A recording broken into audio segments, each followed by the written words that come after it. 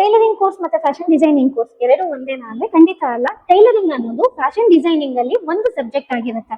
ನೀವೇನಾದ್ರೂ fashion designing course ಮಾಡ್ತಿದ್ದೀರಾ ಅಂದ್ರೆ ಇಲ್ಲಿ ನಿಮ್ಗೆ ಕಟಿಂಗ್ ಸ್ಟಿಚಿಂಗ್ ಜೊತೆಗೆ fabric manufacturing, illustration, colour theory, embroidering, aari work ಈ ರೀತಿ ತುಂಬಾ ವಿಷಯನ ಕವರ್ ಮಾಡಿ ನೀವು ಕೋರ್ಸ್ ಅಲ್ಲಿ ನಿಮ್ಗೆ ಹೇಳ್ಕೊಟ್ಟಿರ್ತಾರೆ. ಸೊ ಒಂದು ಬೊಟಿಕ್ ರನ್ ಮಾಡಕ್ಕೆ ಈ ಎಲ್ಲಾ ನಾಲೆಜ್ ನಿಮ್ಗೆ ತುಂಬಾನೇ ಹೆಲ್ಪ್ ಮಾಡುತ್ತೆ.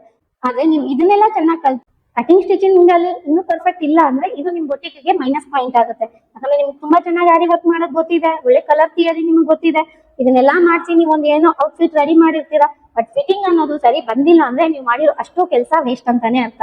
ಸೊ ಈಗ ನಿಮ್ಗೆ ಗೊತ್ತಾಗಿರ್ಬೇಕು ಪ್ಯಾಟರ್ನ್ ಮಾಸ್ಟರ್ಗೆ ಯಾಕೆ ಅಷ್ಟು ಡಿಮಾಂಡ್ ಇದೆ ಅಂತ. ಸೊ ಬೊಟಿಕ್ ರನ್ ಆಗೋದು ಅರ್ಧ ಮಾಸ್ಟರ್ ಇಂದಾನೆ.